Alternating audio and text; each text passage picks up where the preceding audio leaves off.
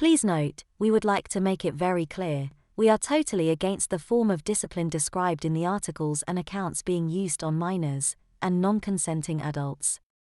Although some of these accounts are fictional, and others may be an exaggerated reality, none of them are too far from the truth of what really happened back in those days. School detentions. I apologize in advance to those who think this is off-topic, but although there was a separate group for discussing detentions, it never really seemed to go anywhere and had few members. I write spanking fiction, often in a school setting, and go to a lot of trouble to try to be as authentic as possible. I'm a Brit, so my primary interest is in English schools, but I'm open to comments from elsewhere in the UK or the USA or wherever, but please specify location. My school, mainly the 1970s, used detention quite a lot, and I thought I had some understanding of what happened there, although having never had the experience I can't be 100% sure. There was also the threat of the cane, usually from the deputy headmaster.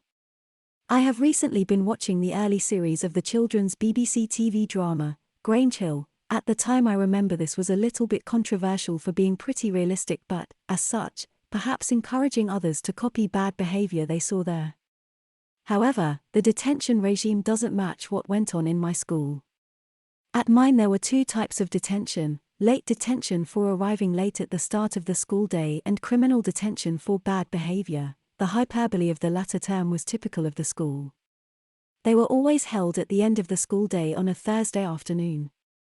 My impression is that late detention was for a maximum of half an hour, although sometimes you would see someone on the list marked as X2, so presumably late more than once that week and therefore being kept back twice as long. Equally, my impression is that a criminal detention was for a maximum of 1 hour. I never saw anyone being awarded more than one of those, however bad the behavior. I don't know who actually decided how long someone ended up being kept in for. I was told that you just had to sit at a desk in silence for the duration.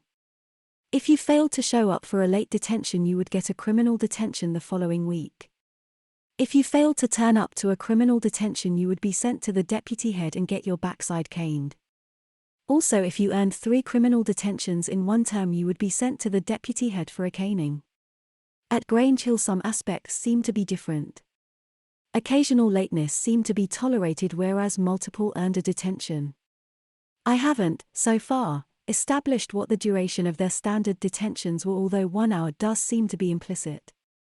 In a fairly early episode, one girl is awarded 3 hours of detention for what seems to me to be a fairly minor, testing the limits, uniform infringement. That seems highly excessive to me. In general, they seem to be allowed to get on with homework during their detentions, which perhaps rather negates the punishment aspect. In one's case, one of the boys skips a class and is asked to get a topic from the teacher of the class he missed so that he can spend the detention writing an essay during his detention. That doesn't seem unreasonable to me, and is rather better use of the time than sitting in silence. Notions such as lunchtime detentions and Saturday detentions didn't feature in my day or at Grange Hill. I think they are perhaps a later development and, in the latter case, perhaps more an American concept. I have the impression that in my era Scottish schools made little use of detention because of the free use of the tours in the classroom. I may be wrong. Although there's plenty of references out there to kids disliking the tours, I'm not sure how they would feel as detentions were phased in as the alternative. So over to you folk. It would really help my understanding, and future writing, to hear of the kind of detention regimes people experienced, causes, duration, format, penalties for missing, era, and region, plus any comments on how it was accepted and perceived, particularly in relation to corporal punishment alternatives. Hello, detentions in my school, late 1950s into mid-1960s, were of 2 types. There were whole class detentions where the whole class were required to return to a teacher's particular classroom after school that day. Some teachers just checked everyone off and then dismissed the class. Those who didn't go back after school were dealt with next morning. That varied teacher to teacher. Some put the ones who had not turned up into the formal weekly school detention, some set lines and other caned or slippered. It could be a single stroke of the cane or 2 with a plimsoll. The formal school detention was 45 minutes. It was held on Thursday evenings. Detentions were recorded in the school detention book with names checked at the start of the 45-minute session. Some teachers set tasks to be done in the detention, others relied on the teacher running the detention to set work. Failure to turn up meant your name was read out at the end of the next morning's assembly. Those boys were required to report to the headmaster's office immediately afterwards. If you could not offer a valid reason for missing the detention, it over the end of the headmaster's desk for two of the best. I missed one as I had to meet my mother the previous evening for a trip to buy a new blazer. I tried to explain this to the headmaster, but he just didn't listen, and it was the cane for me. I remember few of the old, more traditional grammar schools in the city where I lived did hold Saturday morning detentions. This meant you had get up like during the week, put on your school uniform and go to school for the morning. Of course your parents knew you'd been in trouble at school that week, and that probably meant another telling off or worse. I recall that I recently linked some entries from threads in the Tapatalk detentions group here. It certainly wasn't very active. I was at a minor public day school from 1954 to 1960. We were minor in terms of some of the big names then in HMC, most of which were boarding only, or boarding and day. However, we punched above our weight academically and topped several of them on per capita Oxbridge admissions. The school was 6 days a week, with a half day off on Thursday afternoon and Saturday morning school. Detentions were held after afternoon school, and were thus confined to Monday to Wednesday and Friday. Detentions were awarded by masters for serious academic and classroom infringements. You might get detention, you might get the slipper, you might get seriously ridiculed in front of your fellow pupils. It depended on individual masters and the mood they happened to be in. Non-academic discipline, other than the most serious matters, was handled by prefects, whose sanctions were caning and lines and who did not have the power to award detentions. Detentions normally had to be served the same day, or the next available school day if awarded on your games day, when you'd be at the games field not at school in the afternoon, and at the end of the school day, Thursday or Saturday. You'd need a very good excuse indeed to get a detention delayed. School finished at 16:10, detention started at 16:15 and continued until 5 p.m., supervised by a master. Homework was not allowed. If the master issuing the detention hadn't provided some work, the master supervising it would.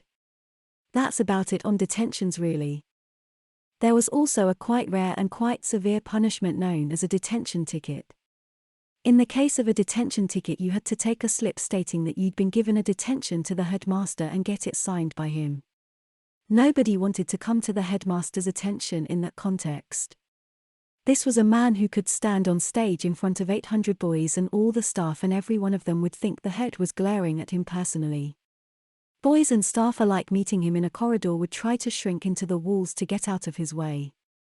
You did not wish to find yourself alone with him in his office if you'd committed some infraction. I think the concept of Saturday morning detention was mainly in the more traditional schools, such as grammar schools, or ones with a boarding house. I was told that before my time at school, 1970s, those type of schools has lessons on Saturday morning, and sport in the afternoon, but you did get one of the weekday afternoons off. Those types of schools continued to have sport on Saturdays, and were able to threaten the concept of a Saturday morning detention. This was on offer at my school, but I don't remember anyone actually getting it. Usually if we had detention, then it was for about 30 to 40 minutes after school on a certain day of the week, Tuesday I think. The teacher who put us in detention would set some work to occupy us in detention. Sometimes if it was for the whole class, then that wouldn't be at the normal time, but would be about 5 to 10 minutes after school, which doesn't sound a lot, but for most kids, equates to half an hour because you would have missed your bus. The teachers were well aware of that, and that is why they did it that way. I guess in today's society they might get criticized for this on safeguarding grounds.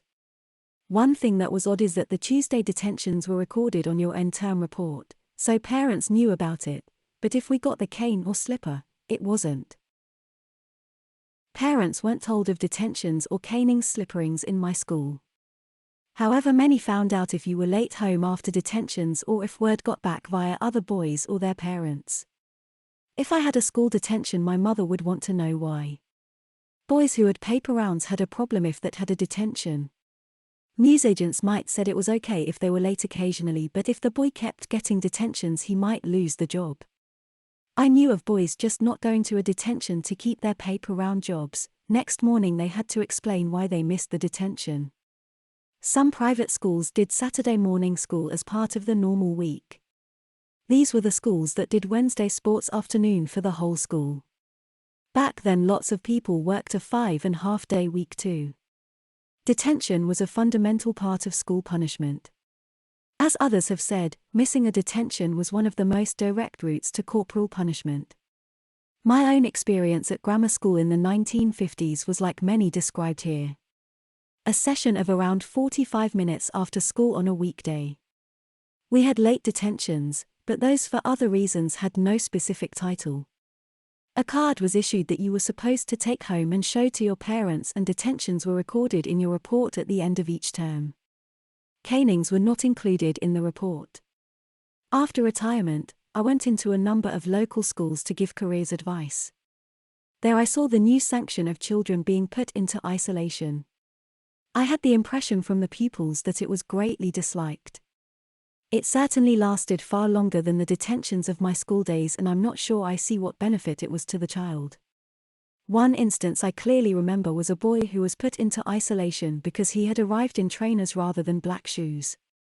However much I think rules should be respected, I'm not sure the offence justified taking the boy out of education for half a day.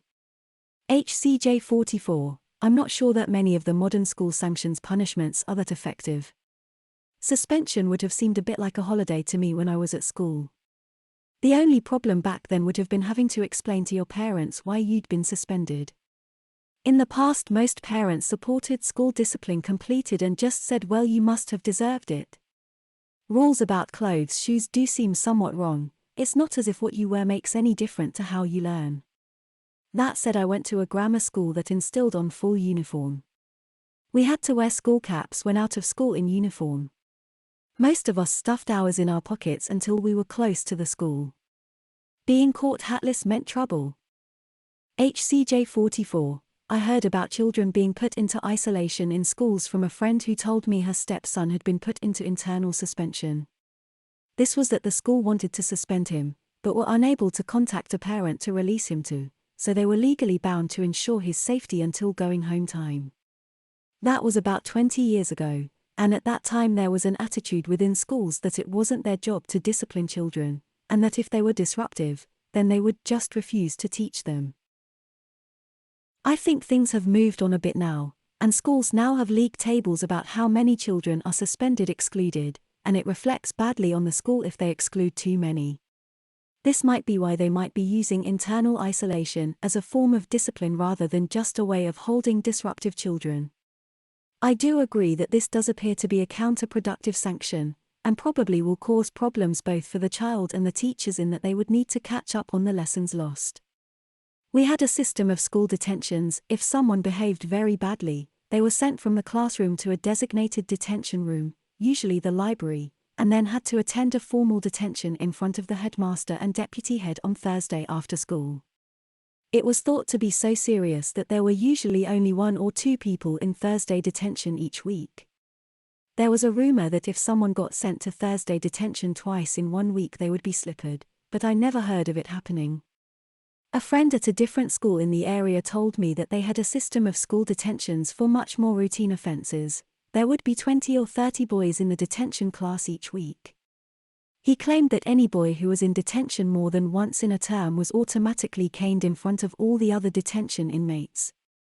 I can remember thinking that if I was at that school I would make sure that I got 1 detention each term so I could watch the fun. Corporal punishment had its problems and was misused or abused on occasions, but the alternatives including detention scarcely seem better. Requiring children and especially physically active boys to sit quietly for hours a day and focus on a dryly taught subject of no apparent value is a big ask and only tolerable if interspersed with intervals of vigorous physical activity.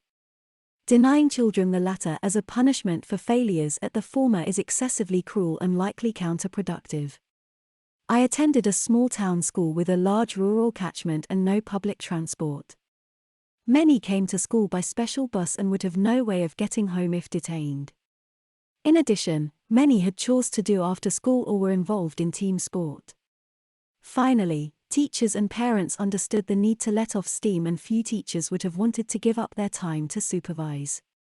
The nearest equivalent to detention that was used, especially as a punishment for girls, was the writing of lines, which had a very uneven impact on miscreants given differences in writing speed and what the wasted time might have been used for.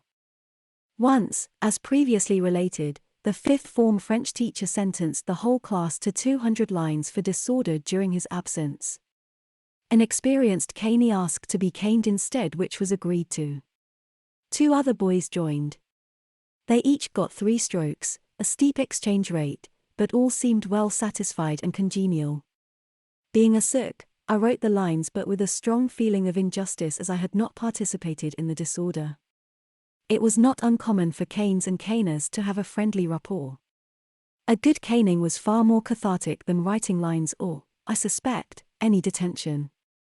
I was not aware of any debates or polls, but am confident very few boys would have opted for the abolition of caning.